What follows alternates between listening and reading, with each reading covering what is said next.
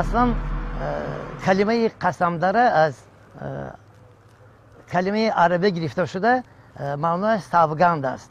داره این صرف واژه تاجیکی است و همه اون نفرانی که در این دهه زندگی میکنن، همچون نفرانی که به این دولت و وطن صادق هستند، از پس دریافت ریسک رازی همرازی خود هستند.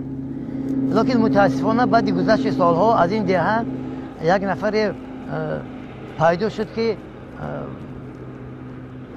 قسم زده شد. این کس محیدین کبیری هست که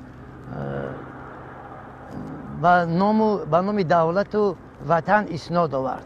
از گفته کهنسالان پیران کهن این دیار برمیآید که وقتی که در خاندان گذشته این مردم اگر طفل تولید میشید، از این پسر پدر و بابایان اونو سوگند قسم یاد میکردن که همین فرزند خود را در راه وطن دوستی و بر راه خدمت کردن با دیار و ملت خود تربیت مینمایند.